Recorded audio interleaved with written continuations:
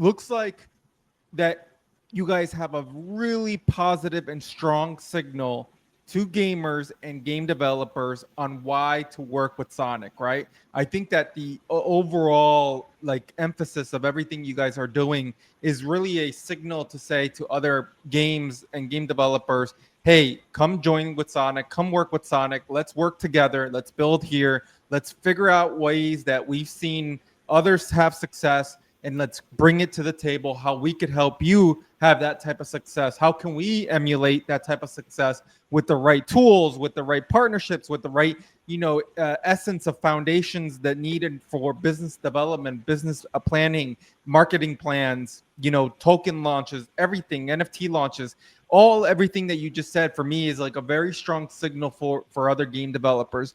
But from your end of it, like as working in business development, what is that strong signal that you want to tell other game developers or other gamers to come to check out Sonic SVM? What is it that there is also on top of everything you mentioned? You mentioned what some of these projects that are already here, but how do you get those projects to get here, right? How do you get the projects to come on board? What's that message there? Yeah, for sure. So essentially, gaming is something that has always been like super personal and something I'm very passionate about. So what I do is that I try to talk to the game developer and understand, hey, what are you building right now? What is the incentive for users to play it? And how do you think it will work out? So what are your plans? So something which a lot of game founders don't realize is that they are really good developers and really good programmers in general. But when it comes to the BD aspect, or let's say the sales of it, I think that it is something which they lack a lot. So you as a gaming founder, if you're very technical, I think it's really good for your game building. But game building, as you know, is usually half the step, right? So you can't make a successful game if you just have the first part of it. A really successful game is when you have like a banger product, your game is ready, and you also have the skills and the abilities and the distribution to market it. If you fail at the marketing aspect, then no matter if you build like the coolest game in the world, I think it wouldn't work out. So at Sonic, what we do is that we take this ethos wherein we are able to combine that along with the technical superiority and then bring it together to you. So for any game developer or any game builder, if you're trying to build a cool game, what we do is that we allow you to deploy it on Sonic. So what happens is that Sonic is essentially like very similar to Solana itself, and we are a layer two, we are an SVM. So what happens is that the transaction goes through Sonic. So Sonic is the execution layer, but it eventually settles on Solana. Solana is the settlement layer. So thereby you're getting all the benefits that you would get on the Solana mainnet itself.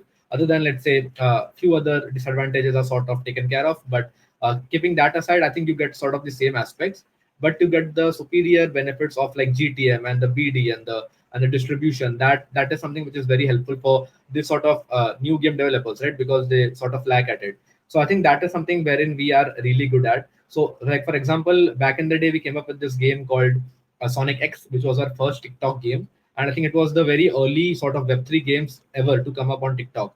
And I think that was the first time that people came to know that there's a way to make it happen, and we got like around 2 million, 2.5 million users by doing that. So I think that was sort of a really validation for us, which made us understand that if we have the right strategy, then you can build a really simple game, and that can like penetrate the entire gaming market, reach out to the Web2 audience as well. So what we do is that we specialize in the GTM and the BD part. Also, it is technologically slightly superior to Solana, but I think that's not a big deal. But I think the GTM is something that we are very good at, and that is why game developers should really talk to Sonic. Also, we have this in-house SDK called Rush.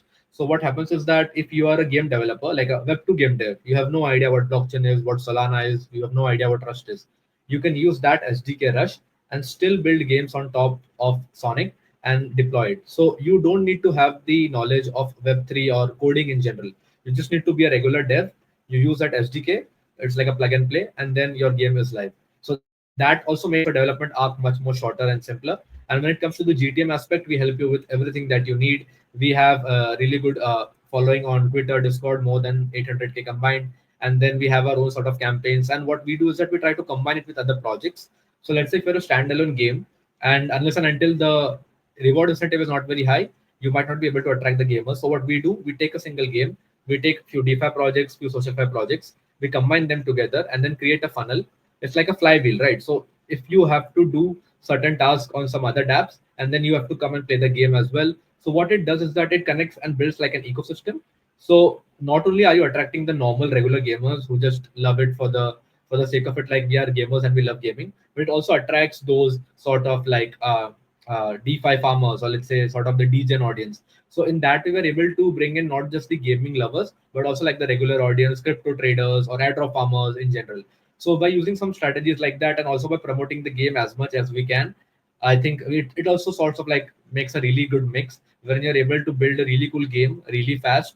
You're able to get all the benefits of Solana and much more. Your cost is like super low. You get the best speed that's possible, and I think it also helps you to reach out to the max audience. So I think things like this is what makes you compelled to sort of come to Sonic and make that happen. And obviously, when Sonic grows, it sort of also adds to the Solana gaming ecosystem. So I think it's a great like a win-win situation. And if you're trying to build a new game or a new gaming founder, I think Sonic is sort of your like a good start to begin with, and then you can obviously navigate and go ahead. But I think it's really something you should think about.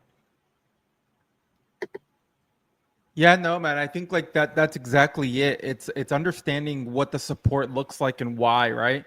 And it's like the signal again from the experience, but signal from exactly what you just mentioned with the success of the current games, and then what is it that is attracting them to Sonic is was super key here.